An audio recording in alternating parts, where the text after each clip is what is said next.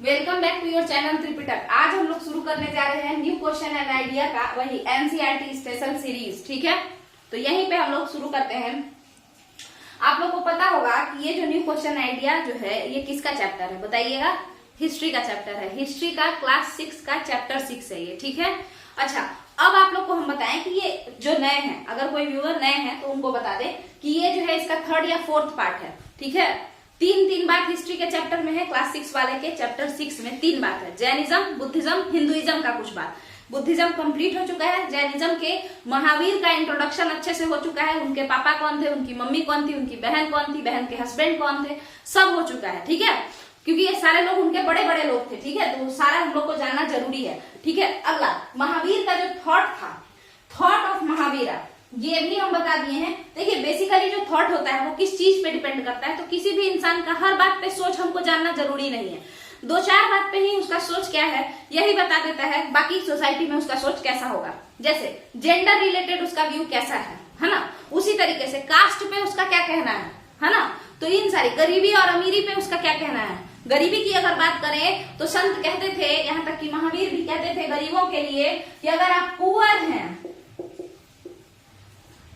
तो भाई क्यों है पुअर, तो पुअर इसलिए है क्योंकि आपको बाबू मतलब एस्पिरेंट्स पिछले जन्म का फल, पिछले जन्म के बुरे कर्मों का फल मिला है, इसीलिए आप गरीब हैं, ऐसा माना जाता था। ठीक है, तो ये आपको समझ में आ गया होगा कि पुअर है तो क्यों है। इसका मतलब है गरीब अमीर पे भी इन लोगों का कोई ना कोई थॉट प्रोसेस रहा होगा। तो थॉट प्रोसेस ऑफ महावीर जो था, महावीर किस किस तरीके का, महावीर की विचारधारा कैसी थी, वहां तक हम लोग समझ चुके थे। तो अब हम लोग जो आगे शुरू करने जा रहे हैं वो है प्रिंसिपल ऑफ महावीरा। बट इससे पहले क्या आप ये नहीं जानेंगे कि महावीर पढ़े कैसे, है ना। कल तो हम महावीर के खानदान को डिस्कस किए, बट वर्धमान महावीर कैसे बन गए अचानक से, है ना, इसको जानना जरूरी है। तो शुरू करते हैं, चलिए। अगर आप लोग इस चैनल पे आए हैं तो शुरू से अगर चैप्टर 6 देख रहे हैं तो चैप्टर 6 के पार्ट 1 से देखिए, अदरवाइज फिर समझ में नहीं आएगा। तो आप लोग को क्या लगेगा जैसे इसको समझाने नहीं आता है अच्छे से, जबकि हम अच्छे से हार्डवर्क करके यहाँ पे आप लोगों के लिए लेके आए हैं। थोड़ा सा भरोसा कीजिए, वहां से पार्ट 1 से शुरू करते हैं। आप लोग कीजिए, मेरा तो पार्ट 1 हो चुका है। शुरू करते हैं। अगर पसंद है तो वीडियो को शेयर सब्सक्राइब वगैरह आप लोग खुद से कर दीजिएगा, बताने का जरूरत ही नहीं है ना। चलिए, तो महावीर के बारे में अगर हम बात करते हैं, है ना, रिश्तेदारों के बारे में नहीं, महावीर के बारे में। हुआ क्या, वर्धमान ये कौन है, यही वही इंसान है जो आगे चल के महावीर बनेंगे। तो वर्धमान एक बच्चे थे, बड़ा ही इमोशनल किस्म के ये इंसान थे। वर्धमान के साथ क्या हुआ कि इनके मम्मी पापा का डेथ हुआ। किस एज में हुआ, जब ये 30 इयर्स के थे। ये बात इनको बिल्कुल भी पसंद नहीं आया, ये बात इनको बहुत ही शॉकिंग लगा, इनको बिल्कुल अच्छा नहीं लगा कि इनके मम्मी पापा का जो डेथ हुआ। ठीक है, अब ये जो बात हुआ इनके मम्मी पापा का डेथ, ये उनके लाइफ का टर्निंग पॉइंट हुआ। उनको ये बात एकदम अच्छा नहीं लगा, उनको लगा कि ये होना नहीं चाहिए। इसीलिए आप देखेंगे महावीर के प्रिंसिपल में डेथ को बहुत ही ज्यादा क्रिटिसाइज किया गया है। हम लोग आगे देखेंगे। यहाँ देखिए महावीर क्या कहते थे, लॉन्ग टू लीव। ये देखिए लॉन्ग टू लीव मतलब ज्यादा दिन जिंदा रहो। All things life is dear, to all things life is dear मतलब हर एक जीव के लिए लाइफ बहुत ज्यादा जरूरी है। लाइफ डियर मतलब क्या होता है, करीबी होना, मतलब जीवन सबके लिए बहुत प्यारा है और हर किसी को ज्यादा दिन जिंदा रहना चाहिए। तो आपको पता चल गया होगा इस बात से कि महावीर के वर्धमान अपने पेरेंट्स के जाने से काफी दुखी थे। ठीक है, उनका मोह भंग हो गया था जमाना से। ठीक है, तो वो अपने बड़े भाई नंदीवर्धन से परमिशन लिए और उनको बोले कि हम अब साथ में यहाँ पे नहीं रहना चाहते हैं किसी से, है ना, तो हम संन्यास लेना चाहते हैं। तो शादीशुदा वो थे, उनकी एक लड़की भी थी, नाम था उनका अनोजा प्रियदर्शिनी। ठीक है, अनोजा प्रियदर्शिनी का जो हस्बैंड होगा जमाली, आगे चल के वर्धमान का पहला शिष्य बनेगा। आप लोग बताइए फर्स्ट डिसिपल ऑफ बुद्धा कौन थे, मतलब बुद्ध के पहले शिष्य कौन थे या कौन थी, आप लोग बताइए। वैसे महावीर के पहले शिष्य उनके खुद के दामाद जमाली बनते हैं। ठीक है, तो यहाँ समझिए, तो महावीर को क्या था कि उनके पेरेंट्स के जाने के बाद उनको बिल्कुल भी अच्छा नहीं लगा। वो अपने बड़े भाई नंदीवर्धन से परमिशन लेकर के संन्यास ले लिए।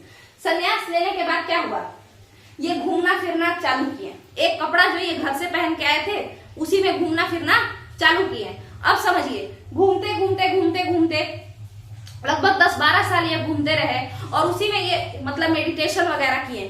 तो ये मेडिटेशन कहाँ किए वो समझिएगा। मेडिटेशन जो ये किए जिम्भिक ग्राम में किए। अब बहुत सारे लोगों को ये कंफ्यूजन होगा, एक सेकंड रुक जाइए। जिम्भिक ग्राम ये कहाँ है बाबू? तो ये जमुई जिला जो है बिहार का, उसी का नाम है जिम्भिक ग्राम। ठीक है, रिजुपालिका नदी के तट पर किए और साल वृक्ष के नीचे किए। ठीक है, जिम्भिक ग्राम जमुई जिला, वहां पे एक नदी, उसके पास में साल वृक्ष, लीजिए ऐसे ऐसे साल वृक्ष बना लिया। चलिए, इसके नीचे बैठे महावीर और क्या करने लगे? तो पूजा करना शुरू कर दिए। पूजा इन द सेंस, इन लोगों का पूजा क्या होता था? मेडिटेशन करना शुरू कर दिए। ठीक है, तो यहाँ पे जैसे ही ये मेडिटेशन करना शुरू किए वैसे ही इनको ज्ञान की प्राप्ति धीरे धीरे होने लगी। इनके अंदर से इनलाइटेनमेंट इनको आने लगा। समझिए ये इनलाइटेनमेंट क्या होता है। तो ये इनलाइटेनमेंट का जो मतलब है, हम ये बुद्धिज्म में भी बताए हैं, अभी फिर से बता रहे हैं। देखिए, अगर आपको ज्ञान के लिए कोई और बाहर से रास्ता दिखा रहा है टॉर्च जला के, तो ये लाइट आपको बाहर से मिल रहा है। ठीक है, ठीक है, मगर आपके अंदर का मन अगर आपको मोटिवेट कर रहा है कि नहीं हमको तो नॉलेज चाहिए, रियल नॉलेज चाहिए, ट्रुथ वाला नॉलेज चाहिए, तो फिर ये जो लाइट आपको मिला है ये अंदर से मिला है और इस लाइट को ही हम लोग क्या कहते हैं? इनलाइटेनमेंट कहते हैं। ठीक है, तो महावीर को इनलाइटेनमेंट कहाँ मिला? जिम्भिक ग्राम में मिला, इस साल वृक्ष के नीचे मिला, इस रिजुपालिका नदी के किनारे मिला। इनलाइटेनमेंट, ज्ञान की प्राप्ति हुई उन्हें। ठीक है, अब महावीर बहुत खुश, महावीर क्या हो गए? बहुत खुश हो गए। उनको लगा कि अब हमको मेरा जो ये मोह है, दुनिया से जो मोह माया है, ये सब खत्म हो गया, हम इससे ऊपर उठ गए। तो ये जो इनलाइटेनमेंट है इसको क्या कहा गया? जैनिज्म में क्या कहा गया? बात यह आएगा ना कि इनलाइटेनमेंट को या ज्ञान को जैनिज्म में क्या कहा गया। तो देखिए यहाँ पे, यहाँ देखते हैं हम लोग, कहा? यहाँ इनलाइटेनमेंट को जैनिज्म में कहा गया क्या? कैवल्य। पहला बात, इनलाइटेनमेंट को महावीर जब ज्ञान की प्राप्ति किए तो उस ज्ञान को क्या कहा गया जैनिज्म में? कैवल्य। आगे बताइए, इसी इनलाइटेनमेंट को जब बुद्ध प्राप्त किए थे, बुद्ध को जब ज्ञान की प्राप्ति हुई थी, तो उनको उस ज्ञान को, बुद्धिज्म में ज्ञान को क्या कहते हैं? निर्वाणा। मगर बाबू कौन?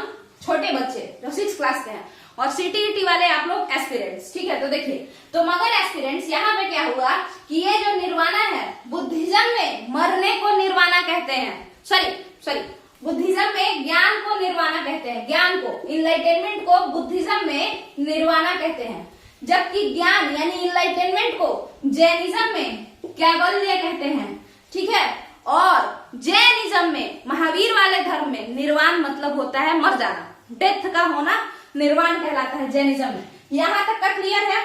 अगला समझते हैं। जैसे ही महावीर को ज्ञान की प्राप्ति हुई तो इसको हम लोग जैनिज्म के भाषा में क्या कहेंगे? तो कहेंगे कि महावीर को कैवल्य की प्राप्ति हुई। और जो इंसान कैवल्य का प्राप्ति कर लिया, यानी जो इंसान, सुनिए, जो इंसान ज्ञान का प्राप्ति कर लिया वो क्या कहलाएगा? ज्ञानी कहलाएगा। उसी तरीके से बाबू, जो इंसान कैवल्य की प्राप्ति कर चुका हो वो क्या कहलाएगा? कैवलीन कहलाएगा। वो क्या कहलाएगा? कैवलीन कहलाएगा। क्योंकि जो इंसान ज्ञान की प्राप्ति कर लिया है वो ज्ञानी कहलाएगा, तो जो इंसान कैवल्य मतलब जैनिज्म में ज्ञान, तो वो कैवलीन कहलाएगा। तो ये जो कैवलीन कौन हुए? महावीर हुए। ठीक है, कैवलीन कौन हुए? महावीर हुए। अगला, ये सब क्वेश्चन जरूर आ सकता है कि ये किसका नाम है, क्या है, तो आगे समझिए। जैसे ही वर्धमान अपने सारे इंद्रियों को जीत लिए, 5 इंद्रियां होती हैं, है ना, तो जो 5 सेंसेज है, जब उसको वो जीत लिए तो वो क्या हुए? वो कहलाए कंकरर ऑफ द वर्ल्ड। देखिए, सबसे ज्यादा इंसान किसको पहचानता है? खुद को।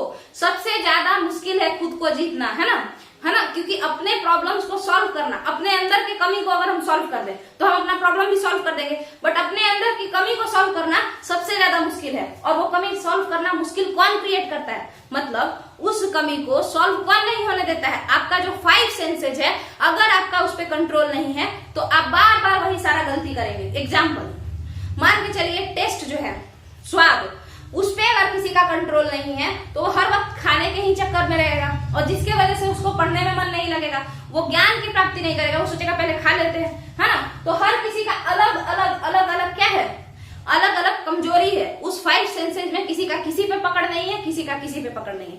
बट जो इंसान इन 5 सेंसेज को जीत लेता है तो वो क्या कहला सकता है, हम उसे कह सकते हैं कंकरर,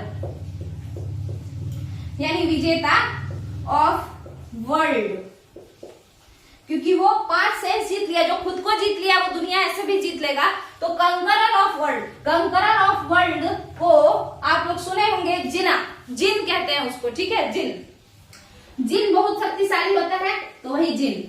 इसको इंग्लिश में, हिंदी में जिन बोलते हैं, बट आपको पता होना चाहिए कि इंग्लिश में हर चीज के आगे ए लग जाता है, तो यहाँ पे जिना। तो महावीर कंकर किए ना अपने 5 सेंसेज को, तो महावीर जब कंकर किए तो महावीर, अभी वर्धमान पे बात करते हैं, वर्धमान कंकर किए तो वर्धमान कहलाए जिन, और जो इस जिन को फॉलो किए वो कहलाए जैन, ठीक है। जो इस जिन को, जिन क्या है, महावीर है, जो कंकरर ऑफ द वर्ल्ड है, और जो इस जिन को, जो इस भगवान को, जो इस जिन को फॉलो किए, जैसे देखिए हिंदुइज्म में भगवान कहा जाता है ना, उन लोगों को जो कंकर कर चुके हैं अपने पूरे इंद्रियों को, अपने सेंसेज को, और उस भगवान को जो फॉलो किया उसे क्या कहते हैं, भक्त कहते हैं, है ना। तो उसी तरीके से यहाँ पे देखिएगा, या भागवत धर्म भी कहते हैं, है ना, जो भगवान को मान लिए और भगवान के फॉलो जो कर रहे हैं, तो वो वाला धर्म भागवत धर्म। हिंदुइज्म, जो वैष्णविज्म है, उसे भागवत धर्म भी कहा जाता है ना। तो यहाँ समझिए, तो जिना कौन है या जिन कौन है, आपके महावीर हैं। मगर ये महावीर को जो फॉलो करेंगे वो क्या कहलाएंगे, हम लोग जैसे लोग जो हम लोग फॉलो करते हैं भगवान महावीर को, वो लोग जैन कहलाएंगे। बट बाबू ऐसा नहीं कि हम फॉलोअर हैं जैनिज्म के, बट हम लोग भी भगवान महावीर के बातों को तो मानते हैं ना। तो कोई भी इंसान जो भगवान महावीर की बातों को मानता है तो वो जैन कहा जा सकता है, क्योंकि वो इस जिन को पूजता है, इस जिन की बातों को मानता है। यहाँ पे समझिए, इसके बाद इनका नाम तो वर्धमान था, तो ये महावीर कैसे बने, है ना। तो देखिए, इस 5 इंद्रियों को जीतता कौन है, बहुत ही वीरता का काम है। तो जब इनको ज्ञान की प्राप्ति हो गई तो इनको टैग मिल गया कि आप मामूली इंसान थोड़े हैं, आप तो महावीर हैं, ठीक है, बहुत बड़े वीर हैं, ब्रेव वन, ठीक है, ब्रेव वन, ऐसा समझ में आया। तो यहाँ पे आपका महावीर का नाम कैसे कैसे पढ़ा, उनको ज्ञान की प्राप्ति कैसे हुई, सारा क्लियर है। अब चलते हैं महावीर को ज्ञान जो मिला उसको वो कहाँ पे लेके बताने गए। राजगीर, अचानक से हम राजगीर का नाम क्यों लिए, क्योंकि जिस तरीके से सारनाथ में जाकर के आपके बुद्ध जाकर के वहां पे सरमन दिए, अपना पहला उपदेश दिए, उसी तरीके से आपके महावीर राजगीर में पहला उपदेश दिए, ठीक है। अब समझते हैं आगे। जब ये उपदेश दिए तो इस उपदेश में ये क्या क्या बात किए उस पर चर्चा करेंगे। देखिए, पार्श्वनाथ के बारे में हम पिछले वीडियो में बताए थे, है ना, कि जितने भी बड़े बड़े लोग थे सारे क्षत्रिय, वो सारे लोग इधर आ गए, बहुत सारे क्षत्रिय थे। पार्श्वनाथ राजा अश्वसेन जो कि बनारस के राजा थे, उनके लड़के थे और वो भी बने थे। वो इस धर्म के, जैनिज्म के 23वें तीर्थंकर हैं पार्श्वनाथ। तो पार्श्वनाथ कुछ टीचिंग्स दिए, कुछ प्रिंसिपल दिए, उसे प्रिंसिपल को आगे महावीर बढ़ा दिए। देखिए क्या हुआ, यहाँ पे हम लोग समझ लेते हैं थोड़ा सा, कि महावीर के पहले एक इंसान जो आए थे पार्श्वनाथ, वो 4 प्रिंसिपल दिए थे जैनिज्म का। और वो जो 4 प्रिंसिपल है वो क्या क्या है, इसको समझते हैं। सबसे पहला जो है, वहां देखिए लिखा हुआ है अहिंसा। अहिंसा नहीं होता है, प्राकृत में अहिंसा को अहिंसा कहते हैं, AHIMSA। तो अहिंसा, इसका मतलब यही है अहिंसा हिंदी में, या फिर नॉन वायलेंस, ठीक है। तो ये पहला था, ये हो गया। दूसरा अपरिग्रह।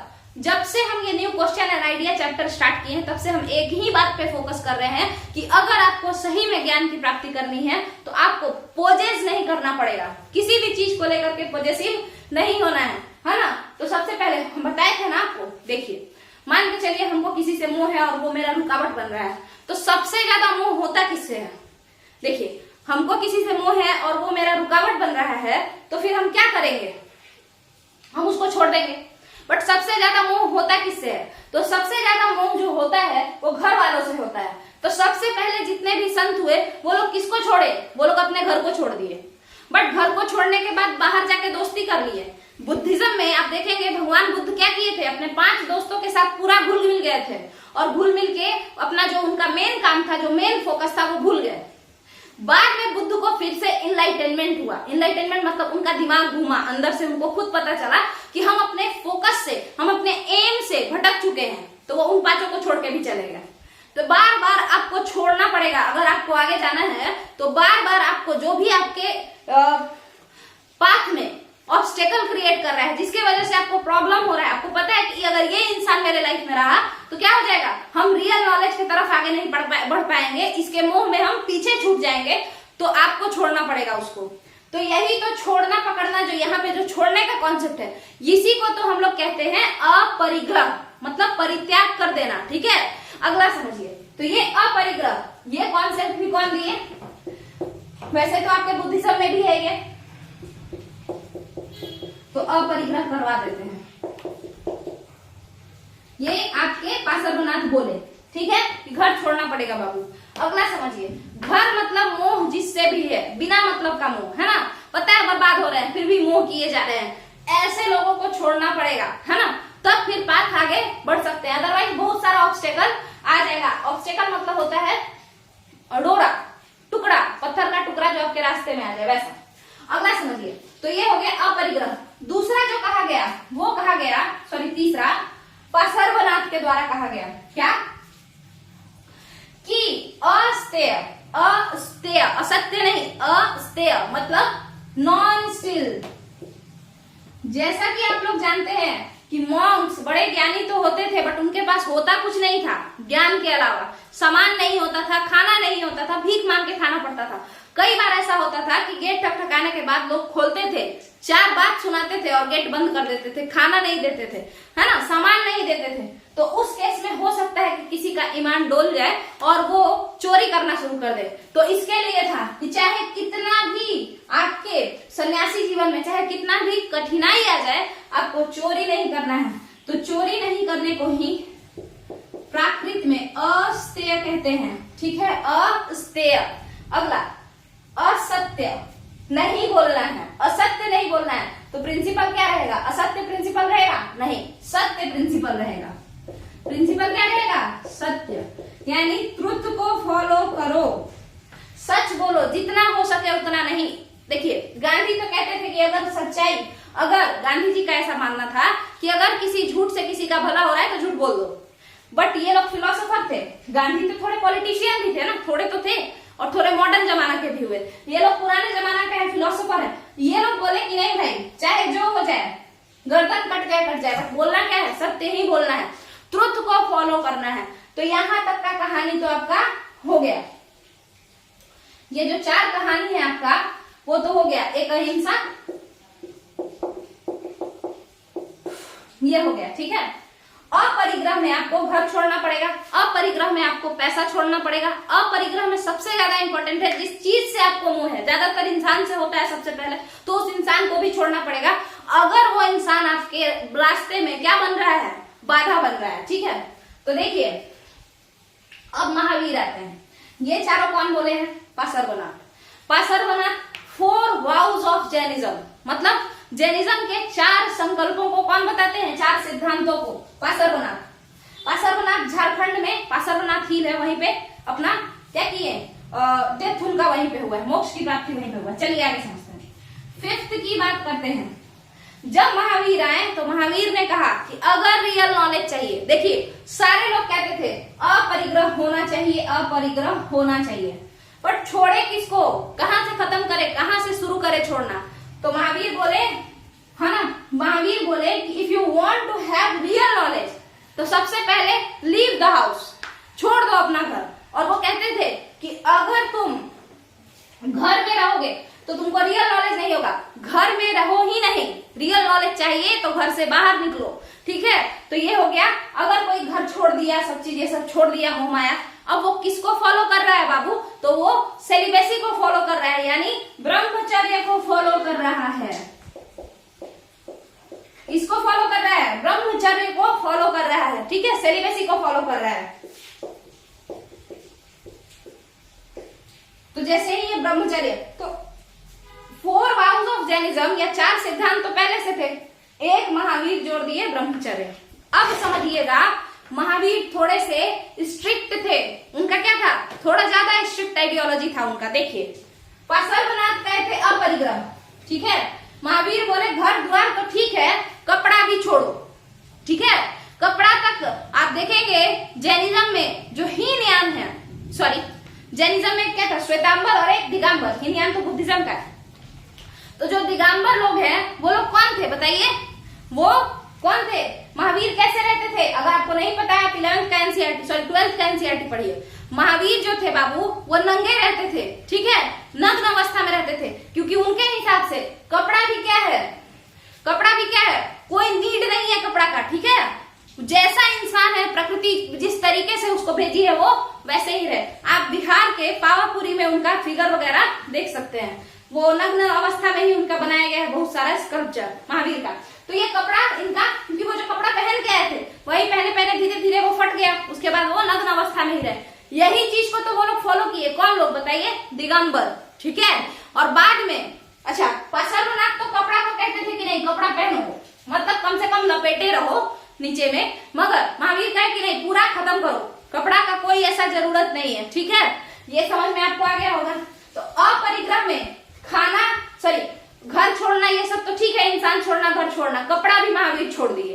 अगला समझिए, उसी तरीके से अगर बात करते हैं अहिंसा की, तो अहिंसा का जो थॉट है वो तो हमेशा से चला आ रहा है, बुद्धिज्म में भी कहा गया, आपके इसमें भी कहा गया, जैनिज्म में पार्श्वनाथ भी बोले, बट महावीर अहिंसा को कुछ ज्यादा ही दिल पे ले लिए। अब वो कैसे हुआ ये समझिए, महावीर के अकॉर्डिंग अहिंसा मतलब बहुत बड़ा चीज, बहुत ही कड़ा बात, बहुत ही स्ट्रॉन्ग सपोर्टर थे ये अहिंसा के। देखिए कैसे पॉसिबल ही नहीं है बहुत लोगों के लिए जैनिज्म को फॉलो करना, यही कारण है कि जैनिज्म बहुत ज्यादा प्रमोट नहीं हो पाया।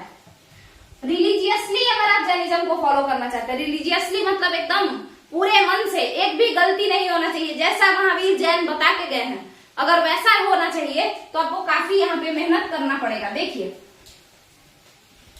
क्या है कि महावीर कहें ये लाइन, लॉन्ग टू लिव, लंबा जियो, to all things life is dear.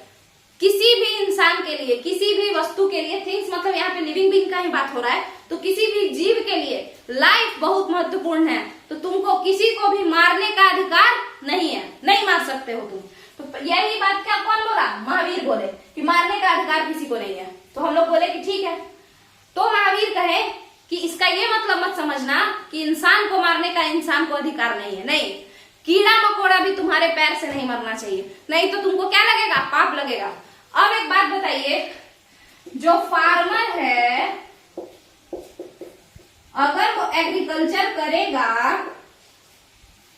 तो क्या वो हल नहीं चलाएगा? तो जब वो हल चलाएगा तो उसमें जितना भी चूहा, जितना भी केचुआ ये सब रहेगा, क्या उससे दब के नहीं मरेंगे? मरेंगे ना। तो क्या ये जैनिज्म के अकॉर्डिंग वाला जो अहिंसा है, जो कि काफी स्ट्रिक्ट फॉर्म है महावीर का अहिंसा, तो क्या ये अहिंसा को फॉलो कर रहे हैं जैनिज्म के? नहीं कर रहे हैं, ठीक है, क्योंकि इनसे तो केचुआ मरा गया मजबूरी में, क्योंकि इनका काम क्या है, इनका काम है फार्मिंग। तो इसी कारण से बाबू फार्मर्स जैनिज्म को सपोर्ट नहीं कर पाए या जैनिज्म को एक्सेप्ट नहीं कर पाए, क्योंकि अगर वो जैनिज्म यानी जैन धर्म को मानते तो उनको अपना खुद का काम यानी कि फार्मिंग, खेती, वो छोड़ना पड़ता। क्यों? क्योंकि अहिंसा जो, देखिए नॉर्मली अहिंसा मतलब क्या होता है, झगड़ा मत करो, इंसान इंसान को मत मारो, बिना मतलब का जानवर को टॉर्चर मत करो, बट इसका ये मतलब नहीं होता है अहिंसा में कि कीड़ा भी तुमसे एक ना मरे, है ना, कि एक पैर के नीचे चींटी भी ना आए। महावीर उतने ज्यादा स्ट्रिक्ट फॉलोअर थे अहिंसा के। वो कहते थे, आप देखे होंगे बड़े बड़े मॉन्क जो होते हैं जैनिज्म के, वो लोग अपने मुंह पे मास्क लगाए रहते हैं और हाथ में झाड़ू लिए रहते हैं और चलते वक्त झाड़ू लगाते हैं आगे, ताकि उनके पैर के नीचे कोई चींटी भी नहीं है, और उसके बाद एक एक पैर आगे बढ़ाते हैं। तो इतना ज्यादा आपको अहिंसा को मानना है, इतना ज्यादा लाइफ को, किसी के लाइफ को आपको प्रोटेक्ट करना है अगर आप जैनिज्म के रियल फॉलोअर हैं तो बताइए कितने लोग इस बात को रिलीजियसली अपना सकते हैं। नहीं चाहते हुए भी हम लोगों के पैर के नीचे कुछ ना कुछ आ जाता है ना। तो इस वजह से इसका जो नियम था काफी कड़ा था, बहुत ही ज्यादा हार्ड था। दूसरा, यहाँ पे कपड़ा को भी बोला गया कि यूजलेस है, हटा दो, कोई जरूरत ऐसा नहीं है। तो बाबू इस वजह से भी जैनिज्म बहुत ज्यादा प्रमोट नहीं हुआ। हालांकि महावीर बोले कि अगर लड़की आएगी संघ में, महावीर मतलब जैनिज्म के ग्रुप में, तो वो कपड़ा पहन सकती है, बट लड़का लोग सारा नंगा रहना पसंद थोड़े करेगा। तो इस वजह से क्या हुआ कि वो लोग भी बोला कि नहीं, इतना ज्यादा हार्ड नियम हम नहीं फॉलो कर सकते हैं, ठीक है। तो लोग मॉन्क तो नहीं बने, जैन भिक्षु के लिए नहीं ये सब नियम है। नॉर्मल अगर कोई जैन धर्मावलंबी है तो उसको जरूरी नहीं है कि वो एकदम नंगे ही रहे, ठीक है। तो लोग बोले कि देखिए हम मॉन्क तो नहीं बन सकते हैं, भिक्षु नहीं बन सकते हैं जैन, हाँ मगर हम जैन धर्म का पालन कर सकते हैं, जैन धर्म को सपोर्ट कर सकते हैं। तो जितने भी व्यापारी हुए, जितने भी ट्रेडर हुए, बताइए सबसे ज्यादा सपोर्ट जैनिज्म को इन ट्रेडर्स से मिला। इन ट्रेडर्स लोगों ने सबसे ज्यादा जैनिज्म को अपनाया। क्यों अपनाया? देखिए, क्या राजा अपना सकते थे? अगर राजा अपना लेगा फिर वॉर नहीं कर पाएगा वो। राजा भी अपनाया, उदयन अपनाया था जैनिज्म को, अशोक का पोता संप्रीति अपनाया था जैनिज्म को। अगर आप लोग पढ़ना है इस बारे में, मौर्य डायनेस्टी जाइए, लुसेंट मॉडल में प्लेलिस्ट में जाकर चेक कीजिए, वहां पे आपको मिल जाएगा। तो संप्रीति भी अपनाया था जैनिज्म को। तो एक बात को समझिए, अगर कोई जैनिज्म अपना लिया है तो वो मर्डर नहीं कर सकता है, चींटी तो मार ही नहीं सकता है, इंसान का तो बात ही भूल जाइए, नहीं तो उसको पाप लगेगा। अकॉर्डिंग टू जैनिज्म अहिंसा एकदम नहीं अलाउड है, लाइफ सबके लिए जरूरी है। जो व्यापारी थे वो लोग क्या कुछ मारते वारते थे? नहीं, वो लोग सिर्फ बेचते खरीदते थे। इसीलिए जो सबसे ज्यादा फॉलो किया जैनिज्म को वो लोग कौन थे? ट्रेडर। गुजरात में सबसे ज्यादा जैनिज्म बढ़ा, ठीक है। यहाँ देखिए, गुजरात में जैनिज्म बढ़ा, कर्नाटक में बढ़ा, थोड़ा बहुत तमिलनाडु में बढ़ा, यही सब इलाकों में बढ़ा। इसके अलावा महावीर की बातें सभी लोग सुनते थे, सभी लोग बोलते थे, सभी लोग याद करते थे, मगर महावीर की बातों को एक जगह लिखा गया। कब? आज से लगभग 1500 साल पहले, वल्लभी में। वल्लभी कहाँ है? गुजरात में। सबसे ज्यादा फॉलोअर महावीर के कहाँ है? गुजरात में, क्योंकि गुजरात में कौन है? व्यापारी लोग ज्यादा है, ठीक है। तो कई सारे जैन आपको मिल जाएंगे गुजरात में। आगे समझे? चलिए अगला समझते हैं। तो यहाँ पे हम सपोर्टर ऑफ महावीर भी डिस्कस कर चुके हैं, है ना। कौन थे? ट्रेडर ही सबसे ज्यादा सपोर्ट करेंगे। राजा अगर सपोर्ट कर रहा है तो ठीक है करे, मगर राजा को फिर ये युद्ध नहीं करना पड़ेगा, वॉर नहीं करना पड़ेगा, क्योंकि वॉर में इंसान मरेगा और इंसान को मारना तो एकदम अलग मना है। यहाँ तक कि चींटी मारना भी महावीर के अकॉर्डिंग गलत है। चलिए, तो ये आपका हो गया। इसके बाद थॉट ऑफ महावीरा कल ही हम डिस्कस कर दिए हैं पिछले वीडियो में। स्प्रेड ऑफ जैनिज्म हम अभी बताएं, और ये बहुत ज्यादा क्यों नहीं फैला हम ये भी बताएं। बताइए क्यों नहीं फैला? क्योंकि इसके जो नियम थे वो काफी कैसे थे? स्ट्रिक्ट थे, इसको फॉलो करना उतना आसान नहीं था। इस वजह से जैनिज्म का स्प्रेड थोड़ा कम हुआ। अब बात करना है उपनिषद के बारे में, फिलॉसफी के बारे में और आश्रम के बारे में। तो मेरा ये कहना है कि जैनिज्म आपका यहाँ पे खत्म होता है। महावीर के थॉट के बारे में हम लोग जान चुके हैं, है ना। महावीर के प्रिंसिपल्स के बारे में हम लोग जान चुके हैं। तो अब ये लास्ट टॉपिक जो है, जो कि ये आपका हिंदुइज्म में चला गया। फिर तो हिंदू धर्म के बारे में थोड़ा बहुत जो बात आपके क्लास 6 के चैप्टर 6 में है, उसको हम एक अलग टॉपिक में, अलग वीडियो में समझाएंगे अच्छे से। तो यहाँ पे कल ये वीडियो पूरा कंप्लीट हो जाएगा, ये चैप्टर। इसके बाद अगर आप लोग को ये वीडियो पसंद आया है तो वीडियो को लाइक कीजिए, शेयर कीजिए, चैनल को सब्सक्राइब कीजिए और नोट्स बनाते रहिए और चैनल को सपोर्ट करते रहिए। चलिए, थैंक यू।